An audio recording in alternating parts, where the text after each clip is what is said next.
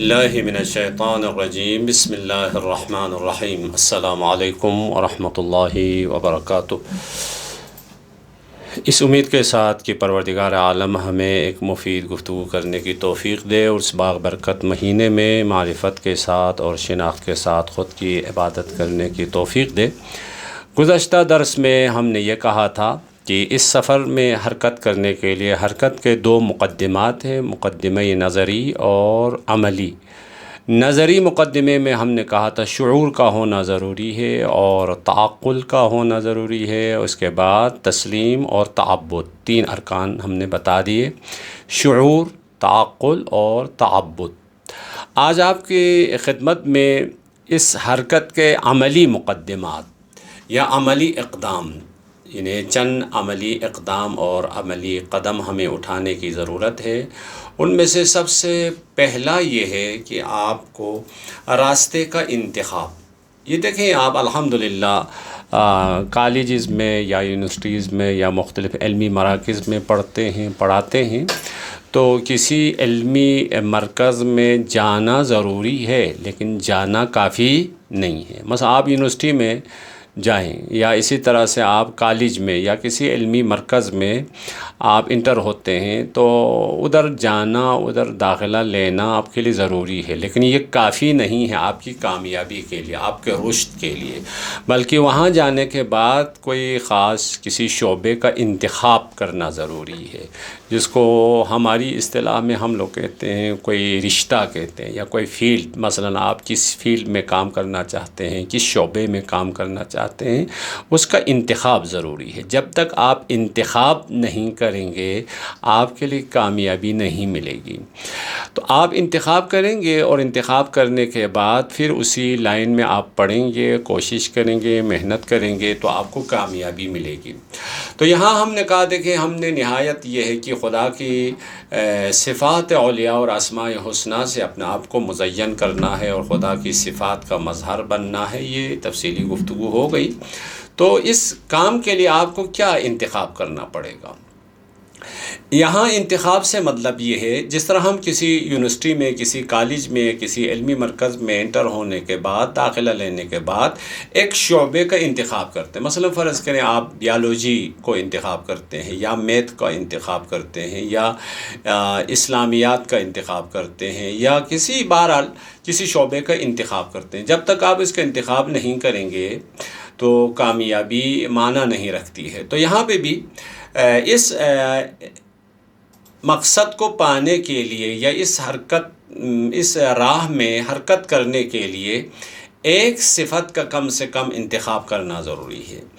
اب وہ یہ ہے، دیکھیں، ہر انسان کے مزاج کے مطابق، ہر انسان کی طبیعت کے مطابق کوئی نہ کوئی صفت آپ میں زیادہ ہوتی ہے۔ مثلا فرض کریں آپ میں رحم و مہربانی کی صفت زیادہ ہے، یا صداقت و سچائی کی صفت زیادہ ہے، یا عدل و انصاف کی صفت، یا عفت و پاک دامنی کی، یا رازداری و امانت کی، یا شکر و سپاسگزاری کی، یا والدین کا احترام، یا آگاہی و بصیرت، یا غصے پر کنٹرول کرنا، حلم و بردباری کی صفت، یا دوسروں کی مدد کرنا، شفقت و دل سوزی، جود و سخاوت، عفو و بخشش، عیب چھپانا وغیرہ۔ اس قسم کی صفات میں سے کوئی ایک صفت آپ میں پہلے ہی زیادہ ہے، کیونکہ ہر انسان مختلف ہوتا ہے نا۔ کسی میں شکر گزاری کی صفت زیادہ ہوتی ہے، کسی میں غصے پر کنٹرول اور قابو کرنے کا اس کی خصوصیت زیادہ ہوتی ہے، کسی میں دوسروں کی مدد کرنے کا جذبہ زیادہ پایا جاتا ہے، کسی میں صداقت و سچائی کی صفت زیادہ پائی جاتی ہے۔ تو آپ ان صفات میں سے، یعنی خدا کی ان صفات حسنہ میں سے، صفات اولیاء میں سے کوئی ایک صفت جو آپ میں زیادہ ہے اس کو انتخاب کر لیں۔ کیا مطلب؟ یعنی اس کو میں زیادہ سے زیادہ پرورش کروں گا۔ جس طرح آپ یونیورسٹی میں جانے کے بعد ایک شعبے کا انتخاب کرتے ہیں لیکن باقی شعبہ یہ زندگی سے لا تعلق نہیں رہتے ہیں۔ باقی صفات، دیکھیں، معصومین کے علاوہ ہم خدا کے تمام صفات کا مظہر کامل تو نہیں بن سکتے ہیں، تمام صفات کا مظہر کامل نہیں بن سکتے ہیں، لیکن ایک صفت کا، دو صفت کا مظہر تو بن سکتے ہیں نا۔ لذا ان صفات میں سے ایک صفت جو آپ کی طبیعت کے ساتھ، آپ کے مزاج کے ساتھ زیادہ ہم آہنگ ہے، ان صفات میں سے ایک صفت انتخاب کرنے کے بعد اس صفت کو پرورش دینے کی کوشش کریں۔ مثلا لوگوں کی مدد کرنے کا جذبہ زیادہ ہے تو آپ اسی جذبے کو زیادہ سے زیادہ بڑھانے کی کوشش کریں۔ البتہ اس کا مطلب یہ نہیں کہ باقی صفات سے آپ لا تعلق رکھیں، باقیوں میں حد اقل کافی ہے۔ مثلا دیکھیں، آپ یونیورسٹی، وہی مثال کو ذہن میں رکھیں، یونیورسٹی میں ایک شعبے، ایک فیلڈ کا انتخاب کرتے ہیں تو اس فیلڈ میں آپ ماہر ہونے کی، آپ تخصص اور اسپیشلسٹ بننے کی کوشش کرتے ہیں، لیکن باقی شعبۂ زندگی سے آپ متخصص نہیں ہیں، آپ ماہر نہیں ہیں، آپ اسپیشلسٹ نہیں ہیں، لیکن لا تعلق بھی نہیں ہے۔ تو اسی طرح خدا کی ان صفات میں سے ایک صفت جو آپ کو زیادہ اچھی لگتی ہے، آپ کی طبیعت کے ساتھ سازگار ہے، تو اس کو زیادہ پرورش دیں اور باقی صفات کم سے کم، تاکہ آپ نتیجہ تک پہنچ سکیں۔ بس عملی اقدام میں سے پہلا راستے کا انتخاب ہے۔ دوسرا عملی اقدام یہ ہے اللہ، رسول اور ائمہ علیہم السلام سے عہد و پیمان اور مخالفت کی صورت میں جرمانہ معین کرنا۔ مثلا آپ زندگی میں، ابھی ماہ مبارکہ رمضان ہے، رمضان میں غیبت نہیں کروں گا۔ اگر مجھ سے غیبت ہو گئی تو اس صورت میں پہلے تو یہ آپ وعدہ کریں، خدا سے، رسول سے، ائمہ ہدیٰ علیہم السلام سے وعدہ کریں۔ اگر اس وعدے کی مخالفت ہو گئی تو خود کے لیے کوئی جسمانی جرمانہ، جسمانی سزا، وہ تو خدا کی طرف سے سزا ہے۔ غیبت حرام ہے، گناہ کبیرہ ہے اپنی جگہ پر۔ آپ اپنے لیے مثلا فرض کہ اگر مجھ سے غیبت ہو گئی تو میں شام کو کھانا نہیں کھاؤں گا، تو اس طرح سے کوئی جرمانہ اپنے یا مثلا فرق میں گانا نہیں سنوں گا، کیونکہ اگر گانا سن لیں تو عجیب ہے، جس کان سے میں گانا سنتا ہوں اس کان سے میں امام کی آواز کیسے سنوں، امام کی دعائیں کیسے سنوں، لہٰذا میں گانا نہیں سنوں گا۔ امام سے وعدہ کریں، امام وقت سے وعدہ کریں، خدا سے وعدہ کریں، لیکن اس کی وعدہ خلافی ہو گئی تو ویسے گانا سننا حرام ہے، گناہ ہے، سزا ہے، شرعی الگ بات ہے، لیکن آپ اپنی طرف سے کوئی جرمانہ معین کر لیں، وہ جرمانہ جو آپ کے لیے معمولاً سخت گزرتا ہے۔ تو یہ دوسرا عملی اقدام ہے خود کو پاک و پاکیزہ رکھنے کے لیے۔ تیسرا عملی قدم یہ ہے، اس صفت کے اعلیٰ درجے تک رسائی کے لیے خدا کی بارگاہ میں دعا اور التجا اور مناجات کی ضرورت ہے۔ مثلا آپ فرض کریں علم سے آراستہ ہونا چاہتے ہیں، یا حلم کی صفت سے آراستہ ہونا چاہتے ہیں، یا سچائی اور صداقت کی صفت سے اپنے آپ کو آراستہ کرنا چاہتے ہیں، تو فقط چاہت کافی نہیں ہے، بلکہ خدا کی بارگاہ میں گر گڑانا، دعا کرنا اور التجا نہایت ضروری ہے۔ یعنی اللہ سے متصل ہونے کے لیے اس سے توفیق کی درخواست کی ضرورت ہے۔ اور دعا جب ہم کہتے ہیں، دعا میں چند ایک نقطہ، پہلی بات یہ ہے دعا کس طرح سے کریں۔ پہلے میں یہاں ایک نقطہ بتاؤں، دعا خود کیا ہے؟ دعا خود طلب بھی ہے اور مطلوب بھی ہے۔ معمولاً لوگ یہ سوچتے ہیں جب ہم کسی مشکل میں گرفتار ہو جاتے ہیں، پھنس جاتے ہیں، وہ بھی مشکل کوئی دنیاوی مشکل، کسی مادی مشکل میں ہم گرفتار ہو جاتے ہیں تو خدا کی بارگاہ میں دعا کرتے ہیں۔ ٹھیک ہے، مشکل میں جب گرفتار ہو جائے خدا کی بارگاہ میں دعا کریں، بات صحیح ہے، لیکن دعا فقط مشکلات کے لیے نہیں ہے، بلکہ دعا ہمیشہ اور ہمیشہ ہے۔ اس لیے دعا خود طلب بھی ہے، مطلوب بھی ہے، یعنی خود دعا کرنا پسندیدہ عمل ہے۔ دعا کیا ہوتی ہے؟ دعا کی حقیقت کیا ہے؟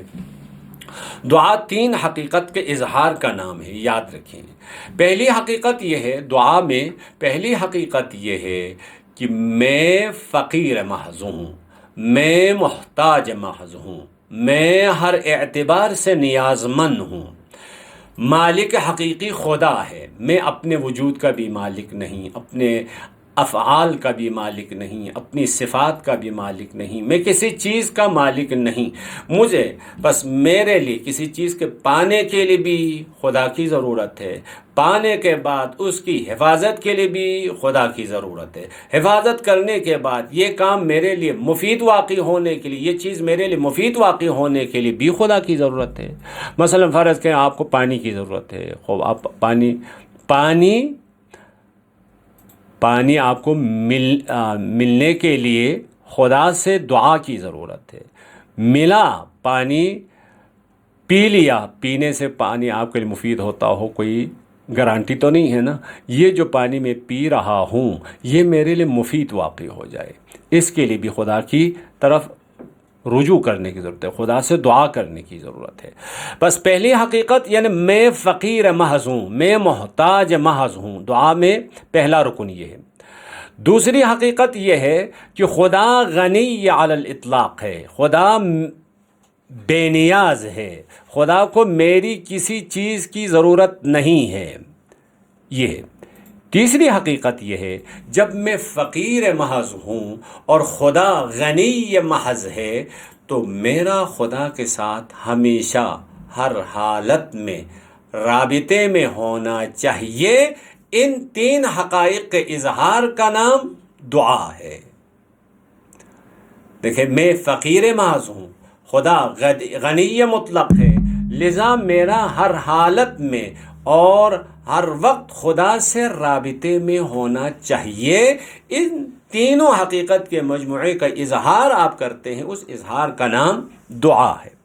بس لہذا دعا اپنی توجہ کے ساتھ، دعا کے بارے میں کہا جاتا ہے جس طرح غریق یعنی جو دریا میں غرق ہو رہا ہے وہ کتنی پریشانی کے ساتھ، اضطراب کے ساتھ دعا کرتا ہے، لیکن ہم جب دعا کرتے ہیں تو بغیر توجہ کے، بغیر پریشانی کے، بغیر اضطراب کے. جبکہ سورہ نمل کے آیت نمبر 62 میں ارشاد ہوتا ہے اَمَّن يُجِيبُ الْمُضْطَرَّ إِذَا دَعَاهُ وَيَكْشِفُ السُّوءَ. خوب عجیب سی بات یہ ہے، ہم اسی آیت کو ہی تکرار کرتے ہیں، سوتے سوتے تکرار کرتے ہیں، جبکہ آیت یہ کہہ رہی ہے کہ اضطراب کی حالت میں مضطر ہو کر، پریشان ہو کر، پریشان حال ہو کر اگر کوئی خدا کی بارگاہ میں پکارے تو اس کی پکار کا جواب دینے والا اللہ ہے. خود آیت کہہ رہی ہے اضطراب، پریشان ہو کر یعنی پریشانی کے عالم میں، اضطراب کی حالت میں اگر پکارے تو خدا جواب دے گا، لیکن ہم اسی آیت کو سوتے سوتے پڑھ لیتے ہیں. تو دعا ضروری ہے، لیکن دعا اپنی توجہ کے ساتھ، آگاہی کے ساتھ. دیکھیں عجیب سی بات ہے، ہم دعا یعنی آپ خدا سے کوئی چیز طلب کریں، کم سے کم اتنا تو آگاہ ہو، اتنا شعور ہو، اتنی آگاہی رکھتا ہو یہ دعا کرنے والا، میں خدا سے کیا طلب کر رہا ہوں، کیا مانگ رہا ہوں. مثلا آپ اپنی مانگ سے آپ کوئی چیز طلب کریں، خب کیا چیز مشخص ہو نا، معین ہو، آپ کو پتہ ہو. آپ کہیں امی مجھے روٹی دے دیں، مجھے پانی دے دیں، مجھے کھانا دے دیں، مجھے قلم دے دیں، مجھے کاپی دے دیں. دیکھیں کاپی، قلم، روٹی، کھانا آپ کے لیے مفہوم ہے، معین ہے. لیکن آپ کہیں ہمیں کوئی چیز دے دیں، کوئی چیز دے دیں، کوئی چیز دے، کیا چیز دے دیں آپ کو خود پتہ نہ ہو، یہ تو عجائبات میں سے ہے. ہم خدا کی بارگاہ میں اس والے طریقے سے دعا کرتے ہیں. مثلا ہم عربی میں دعا پڑھتے ہیں لیکن ہمیں پتہ نہیں ہم نے کیا مانگا ہے خدا سے. ہاں مثلا ابھی فرض کریں آپ عربی میں دعا کرتے ہیں، دعا کرنے کے بعد پھر آپ سے کوئی آ کے پوچھے آپ نے کیا مانگا، کیا طلب کی ہے، تو آپ کیا جواب دیں گے؟ ہمیں کوئی پتہ نہیں. یعنی خود دعا کرنے والے کو پتہ نہ ہو تو یہ بہت ہی افسوس کی بات ہے. البتہ اس کا مطلب یہ نہیں کہ عربی میں دعا پڑھنا ہی آپ چھوڑ دیں. عربی اور خصوصاً معصور یعنی وہ دعا جو اہل بیت علیہم السلام سے منقول ہے، ان کو پڑھنے کی تاکید ہوئی ہے دو وجہ کی بنا پر. پہلی وجہ یہ ہے کہ ہمیں دعا کرنے کا سلیقہ نہیں آتا ہے، طریقہ نہیں آتا ہے، ادب ہمیں نہیں آتا ہے. تو اہل بیت علیہم السلام کی ہوئی دعا ہم پڑھیں گے تو خود بخود ان کے پاس جو سلیقہ ہے، ادب ہے، وہ ہمیں خود ہو گیا. دوسری وجہ یہ ہے ہمیں کیا کیا طلب کرنا ہے، کیا کیا مانگنا ہے، یہ بھی نہیں آتا ہے نا. مثلا آپ نے خود غور کیا ہوگا، ہم معمولاً جب دعا کرتے تو کہتے ہیں اولاد ہے، نرینہ ہے، رزق ہے، روزی ہے، جاب ہے، صحت ہے، سلامت ہے، بس ختم. صحت و عافیت کے لیے، جاب کے لیے، رزق و روزی کے لیے، بچوں کی شادی کے لیے، بچے نہیں ہیں تو اولاد نرینہ کے لیے. یہ 5-6 دعائیں ہوتی ہیں. اب یہ 5 آپ کی پوری زندگی اس انسان کی تمام ضروریات انہیں 5 میں خلاصہ ہے، جبکہ آپ کے لیے ایمان کی ضرورت ہے، آپ کے لیے عاقبت بخیری کی ضرورت ہے، آپ کے لیے عفت کی ضرورت ہے، آپ کے لیے حیا کی ضرورت ہے، آپ کے لیے کامیابی کی ضرورت ہے، آپ کے لیے شفاعت کی ضرورت ہے، سب کی ضرورت ہے۔ تو دیکھیں ہمیں کیا کیا مانگنا ہے یہ بھی نہیں آتا ہے۔ تو اہل بیت علیہم السلام کی دعا، مثلا ابو حمزہ سمالی آپ پڑھیں گے، یا مثلا دعائے کمل آپ پڑھیں گے، تو دعائے کمل میں جاب کے لیے، بیٹے کے لیے، بچوں کی شادی کے لیے، رزق و روزی کے لیے، مکان کے لیے، گاڑی کے لیے دعا نہیں کی ہے۔ پوری دعا آپ ایک دفعہ توجہ سے پڑھیں۔ تو یہ دوسری وجہ ہوگی۔ تیسری وجہ یہ ہے کہ آپ خود اہل بیت علیہم السلام کی ہوئی دعا پڑھیں گے تو ایک لحاظ سے آپ کا اہل بیت کے ساتھ ایک رابطہ رہتا ہے، یعنی امام علی علیہ السلام کی دعا ہم پڑھ رہے ہیں، امام زین العابدین علیہ السلام کی دعا ہم پڑھ رہے ہیں۔ تو ان 3 وجوہات کی بنا پر اہل بیت علیہم السلام سے منقول دعاؤں کو پڑھنے کی زیادہ تاکید ہوئی ہے۔ لیکن کہنے کا مطلب یہ ہے ان کو تھوڑی سی آگاہی کے ساتھ، علم کے ساتھ، شعور کے ساتھ، ترجمے کے ساتھ، غور و فکر کرتے ہوئے آپ پڑھیں گے تو انشاءاللہ آپ کے لیے مفید ہوگا۔ یہ تیسرا عملی قدم ہے۔ چوتھا یہ ہے اولیاء الہی سے توسل اور ان کی سیرت سے تمسک ہے۔ توسل، زیارت، مودت کا راز کیا ہے؟ جیسے کہ قرآن میں سورہ شورا آیت نمبر 23 میں ارشاد ہوتا ہے، قل لا اسألکم علیہ اجرا الا المودۃ فی القربى، اے میرے نبی، یعنی خود خدا کی طرف سے دستور ہے، اے میرے نبی، لا اسألکم علیہ اجرا، آپ امت کو یہ بتا دیں، لا اسألکم علیہ اجرا، 23 سال میں نے شب روز نبوت اور رسالت پہنچانے کے لیے جو محنتیں کی ہے، ان محنتوں کا کوئی صلہ طلب نہیں کروں گا، الا المودۃ فی القربى، میرے قربا سے مودت طلب کروں گا۔ ٹھیک، البتہ یہ ویسے بھی اختلافی بحث ہے، البتہ ہمارے موضوع بحث نہیں ہے۔ تو یہ مودت قربا سے کون مراد ہے؟ تفسیر اہل سنت کے حدیث کی کتابوں میں اور اس کے علاوہ تفسیر کی کتابوں میں سے سب سے پرانی تفسیر علامہ زمخشری کی تفسیر کشاف میں اسی آیت کے ذیل میں آپ مراجعہ کریں گے۔ جب یہ آیت نازل ہو گئی تو اصحاب نے پیغمبر خدا سے سوال کیا وہ لوگ کون ہیں جن کی مودت ہم پر واجب ہو گئی ہے؟ تو پیغمبر خدا نے فرمایا، ہم فاطمۃ وبعلھا وابناہما، وہ حضرت زہرا سلام اللہ علیہا کی ذات گرامی اور اس کا شوہر مولا امیر علیہ السلام اور اس کے 2 بیٹے امام حسن و حسین علیہ السلام کے سے مودت ہے۔ اب اس مودت کا کیا فائدہ ہے؟ اس مودت کا، محبت کا فائدہ ان کو نہیں ہے۔ مودت ایک قسم کے، ہم نے پہلے بھی اشارہ کیا تھا، مودت ایک قسم کے مغناطیس ہے۔ یہ مغناطیس اس محب کو اس محبوب کی طرف کھینچ کے لے کے جاتا ہے۔ آپ معصومین سے، پاک ہستیوں سے محبت کرتے ہیں تو یہ پاک ہستیوں کی محبت آپ کو پاکی کی طرف لے کے جائے گی، آپ کو پاک ہستیوں کی طرف کھینچ کے لے کے جائے گی۔ اگر مولا امیر علیہ السلام کی محبت آپ کو علی کی طرف کھینچ کے لے کے جا رہی ہے، اس سے قریب تر کر رہی ہے، اس کے شبیہ سے شبیہ تر بنا رہی ہے، تو سمجھ لیں یہ محبت سچی محبت ہے۔ اگر نہیں، ایسا کوئی فرق نہیں پڑتا، محبت کا دعویٰ بھی کرتے ہیں، دم بھی بھرتے ہیں، نہ حضرت امیر علیہ السلام کی کوئی صفت ہمارے وجود میں نظر آتی ہے، نہ قربت کی کوئی بات ہے، نہ اس کی طرف کھینچنے کی کوئی بات ہے، تو یہ محبت سچی محبت نہیں ہے۔ حقیقت میں یعنی خدا کے ان لامتناہی صفات کے حصول کے لیے منبع صفات اور حاملین صفات کی طرف رجوع کرنا ضروری ہے۔ آپ کو علم چاہیے نا، علم چاہیے یا نہیں چاہیے؟ آپ کو حیات چاہیے، آپ کو رحمت چاہیے، آپ کو الفت چاہیے، آپ کو محبت چاہیے، آپ کو بخشش چاہیے، آپ کو عفو درگزر چاہیے۔ اب چاہیے تو یہ صفات کہاں سے ملے گی؟ یہ علم کہاں سے ملے گا؟ منبع علم کی طرف رجوع کریں یا حاملین علم کی طرف رجوع کرنا پڑے گا نا۔ منبع علم خدا ہے، حاملین علم اولیاء، ائمہ اور انبیاء علیہم السلام کی ذات گرامی ہے۔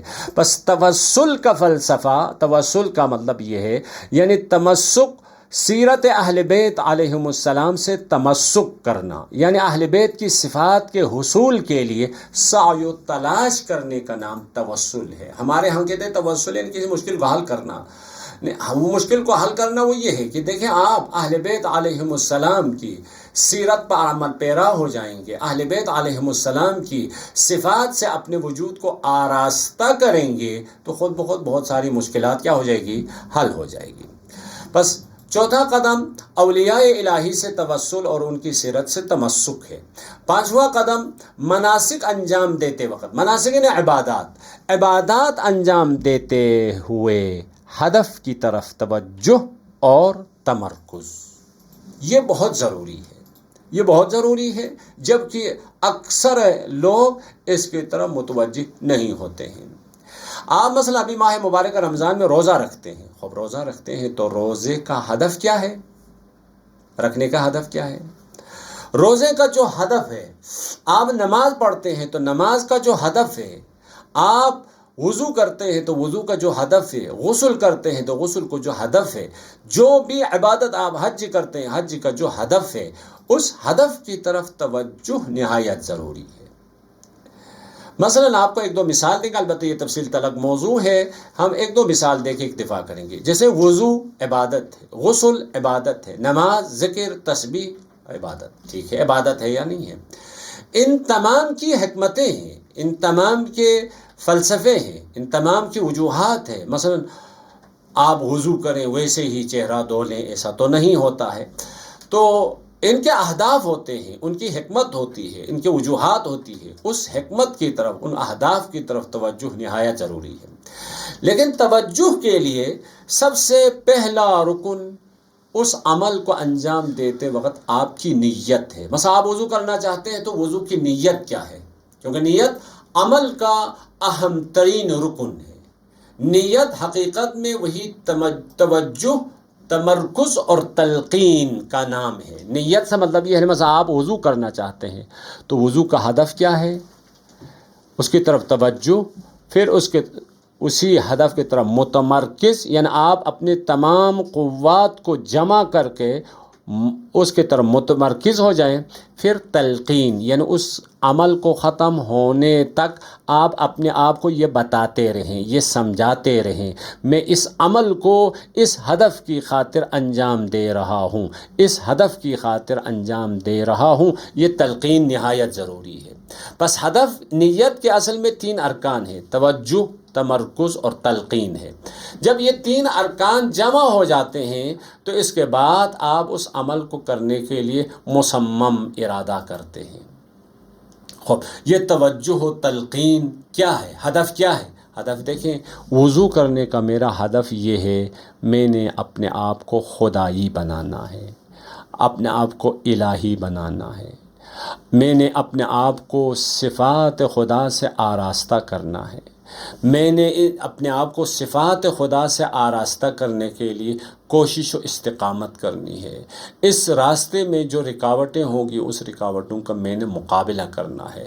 انہی تمام چیزوں کے مجموعے کا نام ہے نیت۔ اسی لیے پیغمبر خدا کا فرمان ہے، انما الاعمال بالنیات، اعمال کے دار و مدار، یعنی اعمال کی قیمت گزاری۔ مثلا آپ کوئی عمل انجام دیتے ہیں اور اس عمل کی قیمت گزاری کریں تو قیمت گزاری، اس عمل کی کتنی قیمت بنے گی؟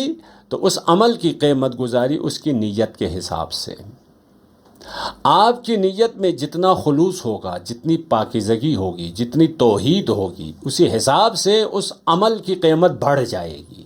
اسی لیے مولا امیر علیہ السلام جنگ خیبر میں، جنگ خندق میں دیکھیں، ظاہری کمیت کے اعتبار سے دیکھیں، ایک ہی وار ہے، ایک ضرب ہے نا، ایک ضرب عمرو بن عبدود پر ایک وار مارا ہے، ایک ضرب لگائی ہے، ایک ضرب کمیت کے اعتبار سے ایک ہی ہے، 2 تو نہیں ہے۔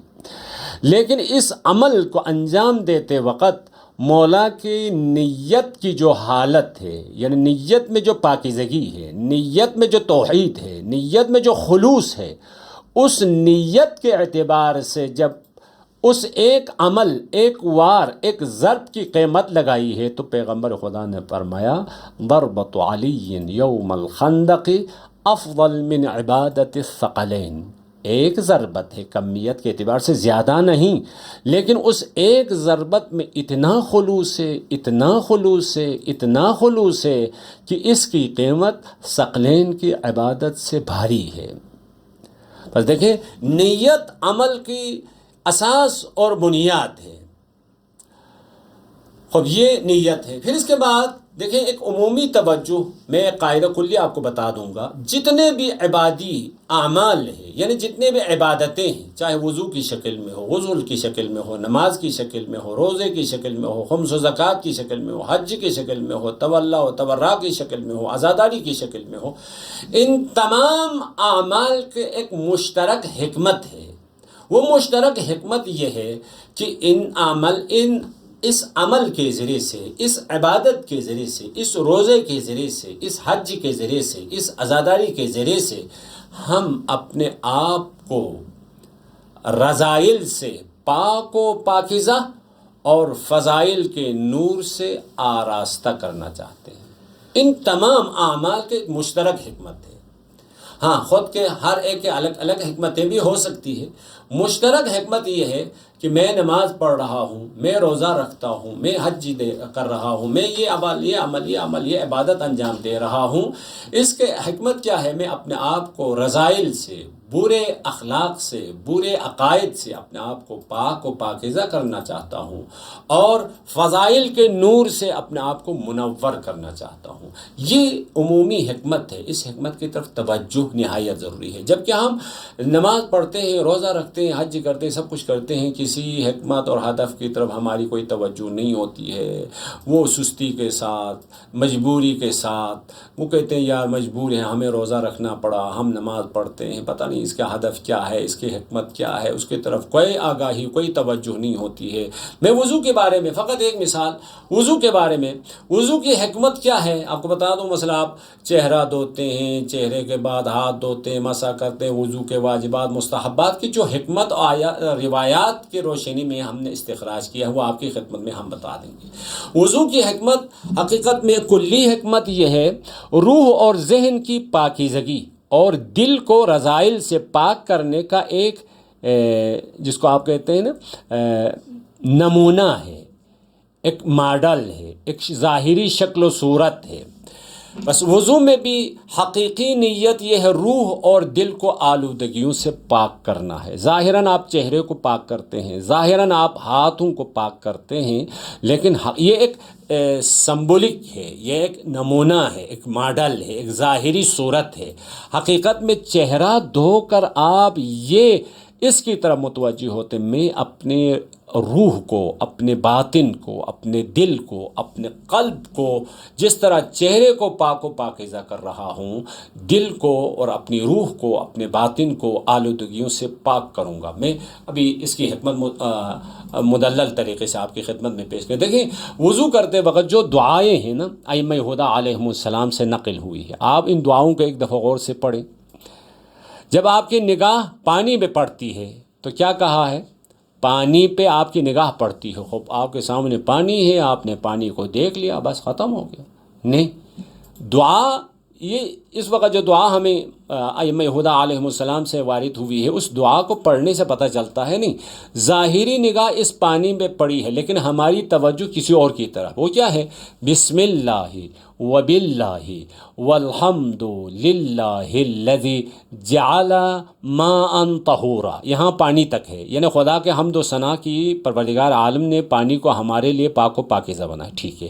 ولم یجعلہ نجسا، خدا نے اس کو نجس نہیں بنایا۔ دیکھیں، پانی کو دیکھ کر آپ خدا کی نعمت اور خدا کی حکمت اور خدا کی رحمت کی طرف متوجہ ہونا اصل مقصد ہے۔ پھر اس کے بعد آپ چہرے کو دھوتے ہیں، دھوتے وقت کون سی دعا پڑھنی ہے؟ اللہم بیض وجہی یوم تسود فیہ الوجوہ۔ دیکھیں، چہرہ دھوتے ہوئے آپ قیامت کی یاد کرتے ہیں، چہرہ دھوتے ہوئے آپ قیامت کی یاد، چہرہ دھوتے ہیں، لیکن آپ کی توجہ کیا ہے؟ آپ کی توجہ ابدی زندگی کی طرف ہے، آپ کی توجہ قیامت کی جانب ہے۔ اللہم بیض وجہی، پروردگار میرے چہرے کو سفید اور منور فرما، یوم تسود فیہ الوجوہ، جس دن تمام لوگوں کے چہرے کالے ہو جاتے ہیں، ولا تسود وجہی یوم تبیض فیہ الوجوہ۔ اسی طرح ان دعاؤں کو آپ ایک دفعہ غور سے پڑھیں۔ وضو کرتے وقت آپ کو قیامت کی طرف آپ کی توجہ دلانا مقصود ہے، آپ کو آخرت کی طرف توجہ دلانا مقصود ہے۔ دائیں ہاتھ دھوتے وقت آپ کہتے تھے کہ اللہم اعطنی کتابی بیمینی، دیکھیں آپ ادھر ہاتھ دھو رہے ہیں لیکن آپ کی توجہ ہے کل قیامت کے دن نامہ اعمال کی جانب۔ خداوندہ کل قیامت کے دن نامہ اعمال میرے داہنے ہاتھ میں دے دیں۔ وَاخْلُطْ فِي الْجِنَانِ بِيَسَارِي وَحَاسِبْنِي حِسَابًا يَسِيرًا۔ اسی طرح بائیں ہاتھ جب آپ دھوتے ہیں، اللہم لا تؤتنی کتابی بشمالی ولا من وراء ظہری ولا تجعلها مغلولة إلى عنقی، پروردگارہ کل قیامت کے دن نامہ اعمال میرے بائیں ہاتھ میں نہ دیں اور میرے پیچھے سے بھی نہ دیں، میرے ہاتھ کو گردن سے باندھ کر بھی نہ رکھیں۔ وَأَعُوذُ بِكَ من مقطعات النیران، کیونکہ جہنم کی بات ہو رہی ہے، قیامت کی بات ہو رہی ہے، نامہ اعمال کی بات ہو رہی ہے، حشر و نشر کی بات ہو رہی ہے، یعنی آپ وضو کرتے ہوئے آپ کی توجہ کہاں ہے؟ ادھر ہے۔ یا مثلا سر کا مسح کرتے تو اللہم غشنی برحمتک و برکاتک و عفوک، یا پیروں کا مسح کرتے ہیں تو اللہم ثبتنی علی الصراط یوم تزل فیہ الاقدام، پروردگار میرے پاؤں کو کل قیامت کے دن صراط پر ثابت قدم رکھ جس دن سب کے اقدام قدم پھسل جاتے ہیں۔ خوب تو ان دعاؤں کی طرف توجہ کریں گے تو اس کا نتیجہ یہ نکلتا ہے، وضو کی حکمت کیا ہے؟ روح کو، قلب کو، دل کو آلودگیوں سے، شرک کی آلودگیوں سے، بد اخلاقی کی آلودگیوں سے پاک کرنے کے لیے وضو ایک قسم کے ماڈل ہے، ایک ظاہری شکل و صورت ہے۔ اب ہر عضو کے بارے میں حکمت حدیث سے ہم نے یہ استخراج کیا ہے۔ وضو کی حکمت کیا ہے؟ شروع میں ہاتھ دھونا، ہاتھ آپ دھوتے ہیں نا، مستحب ہے، کلائی سے نیچے دونوں ہاتھ کو وضو سے پہلے دھونا، یہ مستحب ہے۔ یہ ایک نمونہ ہے، ایک ظاہری شکل و صورت ہے۔ اس کا باطن کیا ہے؟ اس کا ملکوتی جو پہلو ہے، اس کی واقعیت یہ ہے کہ دنیا کی وابستگی اور اس کی رعنائیوں سے ہاتھ اٹھانا، اس سے ہاتھ دھونا، یعنی ہاتھ دھو کے آپ یہ سمجھا رہے میں دنیا سے ہاتھ دھو رہا ہوں۔ منہ دھو لینا سے مطلب یہ ہے دل کے چہرے کو رذائل سے پاک کرنا۔ پیشانی دھونا یعنی دنیاوی تمام مقام و منصب کی نفی ہے۔ آنکھیں دھونا یعنی دل اور روح کی آنکھ کو غیر خدا سے پاک کرنا۔ ناک دھونا یعنی غیر دوست کی ہوا سے قلب اور روح کو پاک کرنا۔ منہ میں پانی ڈالنا، روح اور قلب کو دوست کی باتوں کے علاوہ دوسری باتوں سے پاک و پاکیزہ رکھنا۔ کان کے اطراف آپ دھوتے ہیں تو روح اور قلب کو دوست کی باتوں کے علاوہ کسی اور کی بات سننے سے پاک کرنا۔ دایاں ہاتھ دھونا یعنی روح اور قلب کو شرک، عجب اور تکبر سے پاک کرنا۔ بایاں ہاتھ دھونا روح اور قلب کو رذائل اور حیوانی صفات سے پاک کرنا۔ سر کا مسح یعنی فکر کو بری نیت سے پاک کرنا۔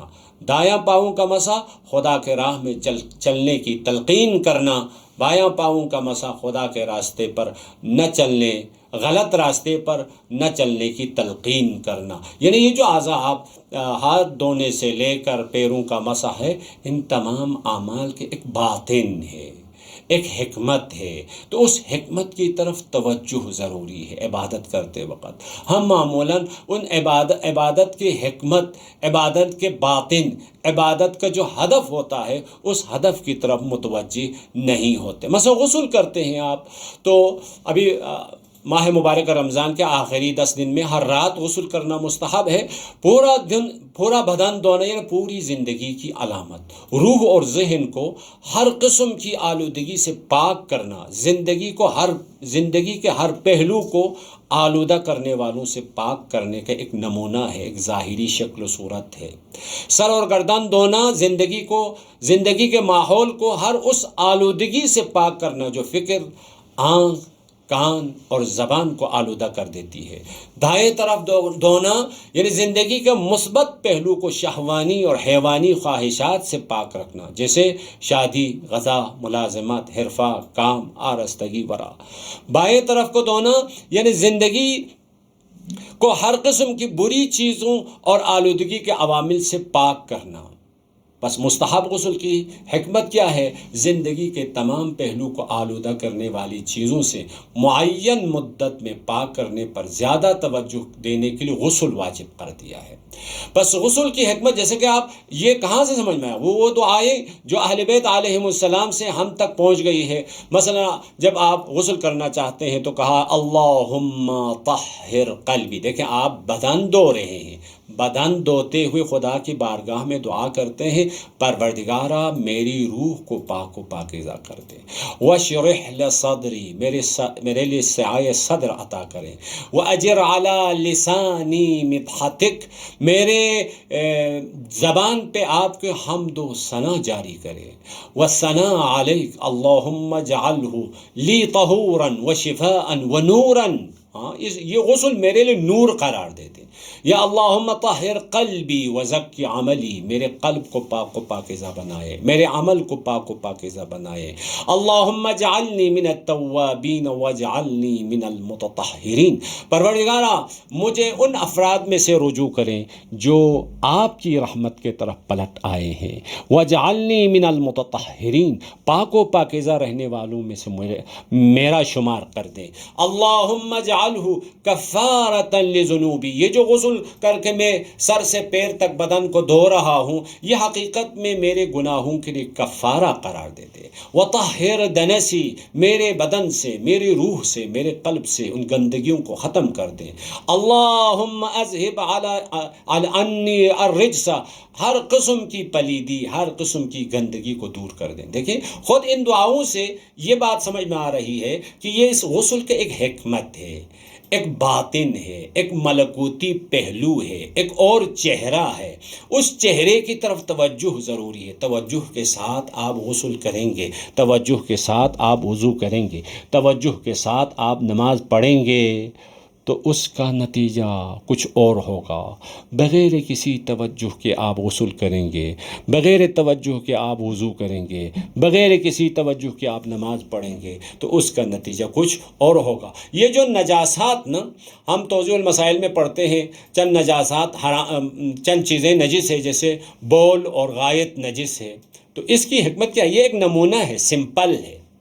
وہ کیا ہے؟ بول اور غائط یعنی ہر منفور اور برے عمل کی علامت ہے۔